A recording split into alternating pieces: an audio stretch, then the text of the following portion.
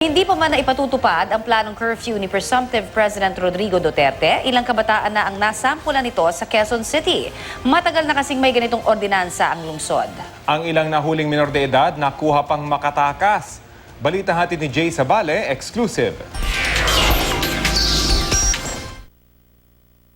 Dalawang kabataan ang napansin ng mga kagawad ng barangay na matagal nang nakatambay sa isang kalsada sa barangay E. Rodriguez Sr. sa Quezon City pasado alas 2 sa madaling araw.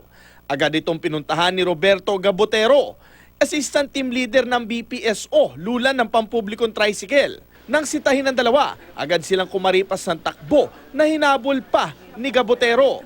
Maya-maya pa, makikita ang isa na naglalakad na tila hinihingal na biglang magtatago sa likod ng tricycle.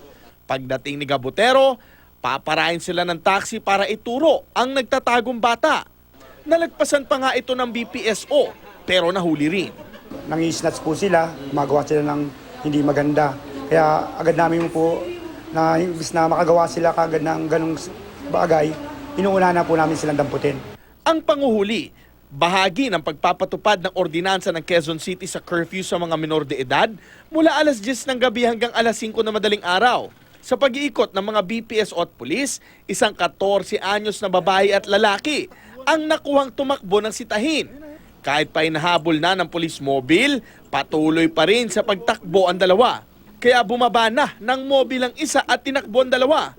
Na-corner ang mga bata sa isang parking lot. Hindi rin nakaligtas ang ilang batang natutulog sa sidewalk. Maging sila dinampot. Ang mga minor de edad na nasa computer shop, wala ring takas ng pasukin ng mga otoridad. Sa isa pang computer shop, ilang kabataan din ang nahuli. Pero ang isang ito, dahan-dahang lumabas ng computer shop papunta ng mobil. Ngunit nang nakatiempo,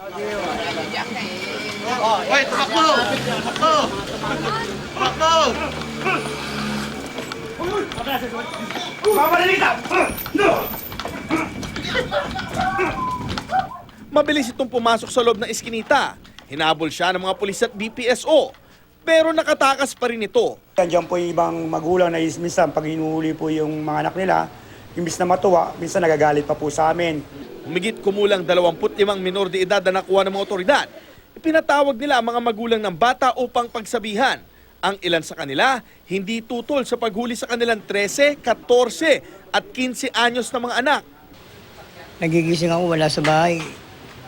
Hinahanap ko yung mga yan. Talagang minsan tumatakbo pa nga sa akin. Sobrang katigasan lang talaga ng ulo. Talagang napupuno na rin ako minsan, ayaw ko lang manakit. Jay Sabale, GMA News.